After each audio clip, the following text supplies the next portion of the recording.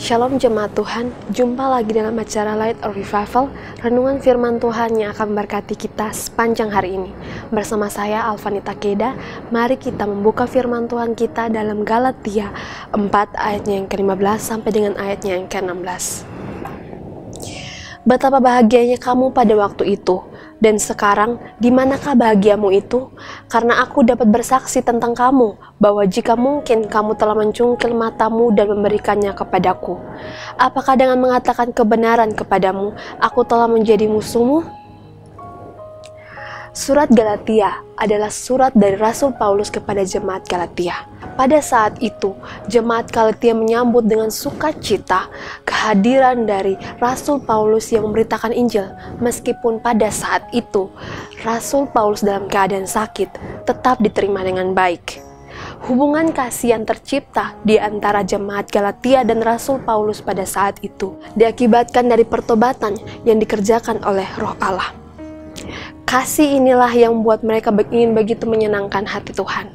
Kasih inilah juga yang begitu membuat mereka senang mendengar firman Tuhan yang disampaikan Rasul Paulus. Seperti itu juga dengan kita. Ketika kita awal-awal pertobatan, kita begitu bahagia, kita begitu sukacita mendengar firman Tuhan yang disampaikan oleh hamba-hamba Tuhan. Tetapi beberapa saat kemudian, jemaat Galatia dipengaruhi oleh para penganut agama Yahudi. Mereka hampir saja kehilangan kasih mereka yang mula-mula. Mereka hampir saja tersesat. Dan inilah yang membuat Rasul Paulus mengingatkan kepada mereka tentang mereka yang telah terpengaruh oleh ajaran agama Yahudi.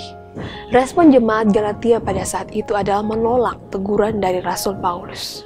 Mereka tidak menerima apa yang disampaikan oleh Rasul Paulus yang sebenarnya adalah kebenaran. Ini acap kali terjadi dengan kita. Ketika kita ditegur oleh firman Tuhan, oleh hamba-hambanya, atau oleh kejadian-kejadian yang diizinkan oleh Tuhan terjadi dalam hidup kita, kita tidak bisa langsung menerima, bahkan kita menolaknya. Padahal teguran tersebut adalah suatu kebenaran yang disampaikan, tetapi bagi kita, itu merupakan satu hal buruk yang menyakitkan. Bahkan kebenaran yang disampaikan akan kita anggap sebagai sampah yang tidak berarti bagi kita.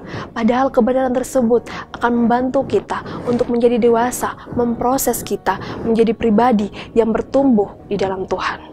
Mari kita belajar dari firman Tuhan ini, dari jemaat Galatia. Respon mereka yang salah terhadap teguran Rasul Paulus akhirnya membuat mereka membenci Rasul Paulus.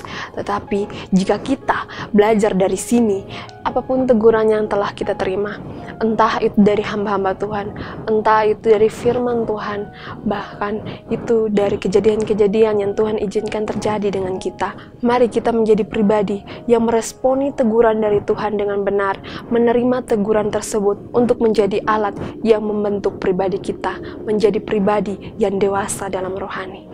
Kiranya firman Tuhan ini boleh memberkati kita, menuntun kita dalam pertumbuhan rohani kita, pribadi lepas pribadi. Mari kita berdoa. Terima kasih Tuhan untuk firman Tuhan yang boleh kami renungkan pada pagi hari ini.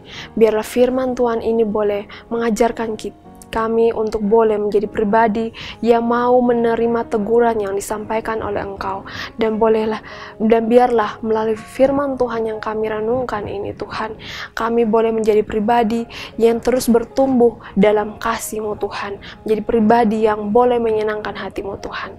Terima kasih Tuhan, ampuni jika kami selama ini tidak mendengar teguran-Mu, menolak teguran-Mu Tuhan. Ampunilah dosa kami Tuhan. Inilah doa kami. Hanya di dalam nama Tuhan Yesus Kristus kami telah berdoa.